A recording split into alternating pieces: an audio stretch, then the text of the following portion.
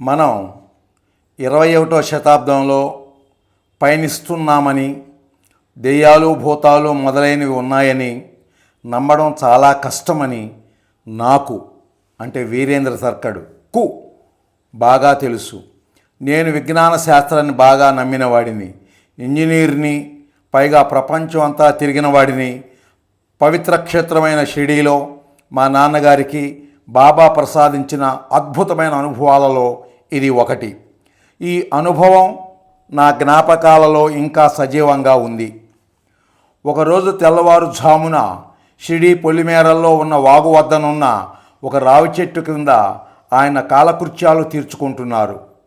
అప్పటికింకా చీకటిగానే ఉంది. ఇంతలో ఆయన ముందు ఒక అడవి కోడి ప్రత్యక్షమైంది. ఆ కోడి కుక్కురోకో అని కూస్తున్నది.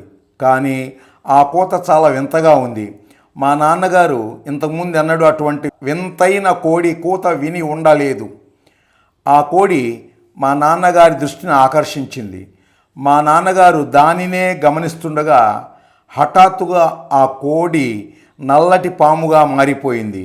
ఆ పాము తన తోక పైకి నిటారుగా లేచి పడగ విప్పింది. మా నాన్నగారు భయంతో బాబాను ప్రార్థించారు. కొంతసేపటి తరువాత ఆ పాము అక్కడి నుంచి మాయమైపోయింది.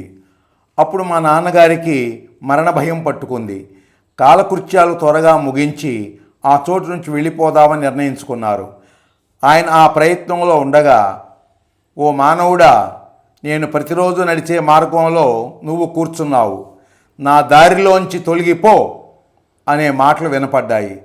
వెంటనే ఆయన ముందు అందవికారంగా ఉన్న ఒక మర్రు గుజ్జు మనిషి నిలబడ్డాడు. మా నాన్నగారు అతను వెళ్ళడానికి చాలా స్థలం ఉందని, అంతేకాకుండా తన కాలకృత్యాలు పూర్తవగానే తను ఎలాగూ ఆ ప్రదేశాన్ని విడిచి వెళ్ళిపోతానని అతడితో చెప్పారు. ఇంతలో ఆ మరుగుజ్జు పొడుగ్గా పెరిగిపోవడం మొదలుపెట్టి, నేను భూతాన్ని, ఇది నా రాజ్యం, ఇక్కడ నుండి వెళ్ళిపో అని ఆజ్ఞాపించాడు. మా నాన్నగారు బాగా భయపడినప్పటికీ షిరిడీకి బాబాయే యజమాని అని, తను బాబానే దైవంగా ఆశ్రయించినందువల్ల షిరిడీ నుంచి తను వెళ్ళిపోమ్మని అధికారం కేవలం బాబాకు మాత్రమే ఉందని అనుకున్నారు. అప్పుడు మా నాన్నగారు చేతి నిండా మట్టిని తీసుకొని బాబా నామం ఉచ్చరిస్తూ ఆ భూతం మీదకు విసిరి తనను రక్షించమని బాబాను ప్రార్థించారు. వెంటనే ఆ భూతం అదృశ్యమై ఆ ప్రదేశంలో పెద్ద రేఖలా పొగ లేచి తరువాత మిల్లిగా గాలిలో కలిసిపోయింది.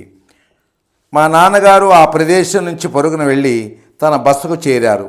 తరువాత స్నానం ఫలహారం ముగించి మసీదుకు వెళ్ళి బాబా పాదాల వద్దకు చేరుకోగానే బాబా చిరునవ్వుతో, బావు, ప్రొద్దున్నే నా ఊది కావాలని ఎందుకు అడిగావు అన్నారు. మా నాన్నగారు ఆయన పాదాల మీద పడిగి జరిగిందంతా చెప్పి, అప్పుడు తన వద్ద ఊది లేదని, అందుకే బాబా పుణ్యభూమి అయిన షిరిడీ మట్టినే ఊదిగా భావించి ఆ భూతం మీదకు విసిరానని చెప్పారు.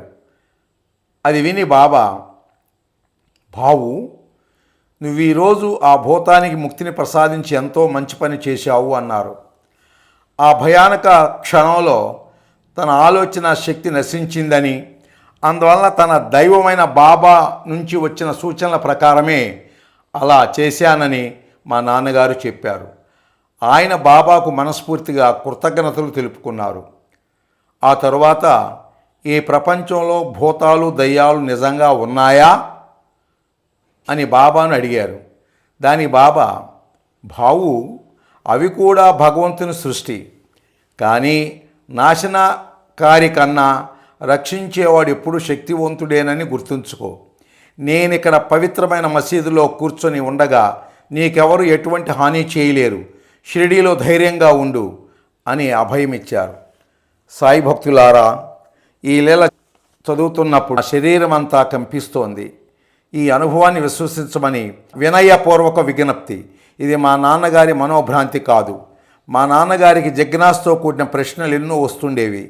వాటిని తమదైన శైలిలో బాబా పరిష్కరిస్తూ ఉండేవారు. ఇటువంటి అనుభవాలు ఆ కాలంలో చాలామంది బాబా భక్తులు పొంది ఉండవచ్చు. బాబా దర్శనంతో నయమైన ప్లేగు వ్యాధి. బాబా దర్శనంతో నయమైన ప్లేగు వ్యాధి. మా నాన్నగారు షిరిడీ దర్శించినప్పుడల్లా బాబా వద్ద ఆయన ఎన్నో అనుభవాలను పొందేవారు. ఆయన ఆధ్యాత్మిక అనుభూతుల్లోకి వెళ్ళినప్పుడల్లా ఆ అనుభవాలను వివరించి మమ్మల్ని ఆనందపరుస్తూ ఉండేవారు. అలా మాకు వివరించేటప్పుడు ఆయన కూడా అమితానందం పొందేవారని నాకు తెలుసు. బాబాపై నాకున్న భక్తి ప్రేమలను వ్యక్తీకరించుకునే ప్రయత్నంలో భాగంగానే వాటిని తిరిగి మీతో పంచుకుంటున్నాను. మా ముత్తాత గారి కుటుంబం ముంబై నగరంలో చౌపాటి ప్రాంతంలోని చెర్నీ రోడ్డులో తమ సొంత బంగళాలో ఉంటుండేవారు. మా తాతగారు మా నాన్నగారు తరచుగా షిరిడీకి వెళుతున్నారని మా ముత్తాత గారి కుటుంబంలోని వారికి తెలిసింది. తండ్రి కొడుకులిద్దరూ అంటే మా తాతగారు మా నాన్నగారు బాంద్రాలోని టాటా బ్లాక్స్లో అద్దెకుంటున్నందున వారు అప్పుడప్పుడు మాత్రమే మా ముత్తాత గారి కుటుంబాన్ని కలుసుకుంటూ ఉండేవారు. మా ముత్తాతల జీవన విధానం అప్పటి ఆంగ్లేయుల పద్ధతిలో ఉండేది. అయినప్పటికీ మా నాన్నగారు వారిని చూడడానికి చౌపాటి వచ్చినప్పుడల్లా మా తాతమ్మ గారు జిజ్ఞాసతో శ్రీ సాయిబాబా గురించి బాబా లీల గురించి ఆయనను అడిగి తెలుసుకుంటూ ఉండేది. తనను కూడా సాయిబాబా దర్శనానికి షిరిడీకి తీసుకువెళ్ళమని ఆమె తరచుగా అడుగుతూ ఉండేది. మా నాన్నగారు తప్పకుండా తీసుకువెళ్తానని ఆమెకు మాట ఇచ్చేవారు. కానీ మా ముత్తాత గారికి బాబాలన్నా సాధువులన్నా నమ్మకం లేనందువల్ల ఆయన అనుమతి ఇవ్వరని, అందువలన అది జరిగే పని కాదని మా నాన్నమ్మ గారికి బాగా తెలుసు. పైగా మా తాతమ్మ గారి వయసు 70 సంవత్సరాలకు పై మాటే. ఓసారి ముంబైలో భయంకరమైన ప్లేగు వ్యాధి ప్రబలింది. అప్పటికింకా వైద్యులు ఆ భయంకరమైన వ్యాధి నివారణకు సరైన మందు కనుక్కోలేదు. మా తాతమ్మ గారికి కూడా ప్లేగు జ్వరం వచ్చింది. వైద్యుడైన ఆమె భర్త వైద్యం చేస్తున్నప్పటికీ ఏమీ గుణం కనపడలేదు.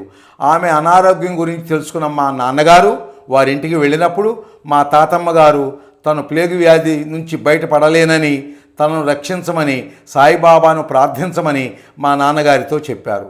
తనకు నయమైన తరువాత షిరిడీ వెళ్ళి ఆయన దర్శనం చేసుకుంటానని ఆమె చెప్పారు.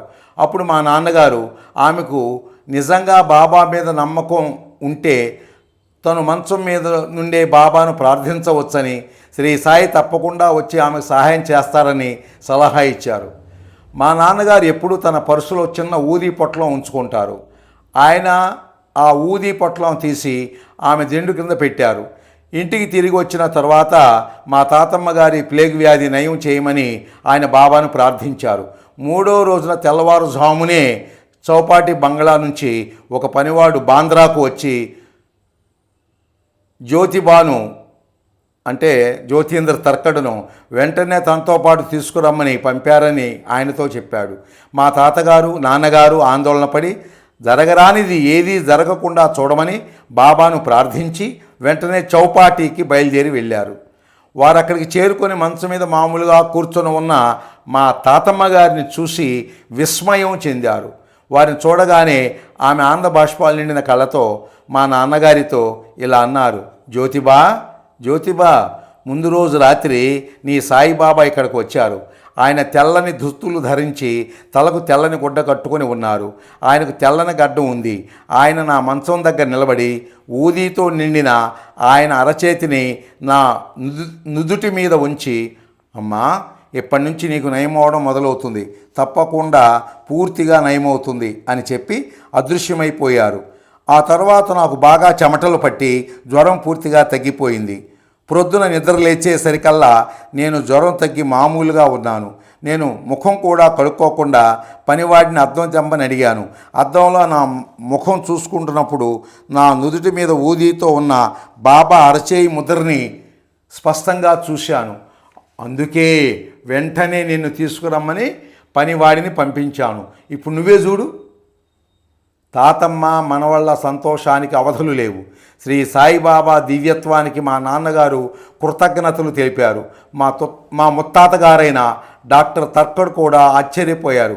కారణం ప్లేగు వ్యాధికి చికిత్స కోసం ఆయన వద్దకు వచ్చిన రోగులు చాలామంది చనిపోయారు.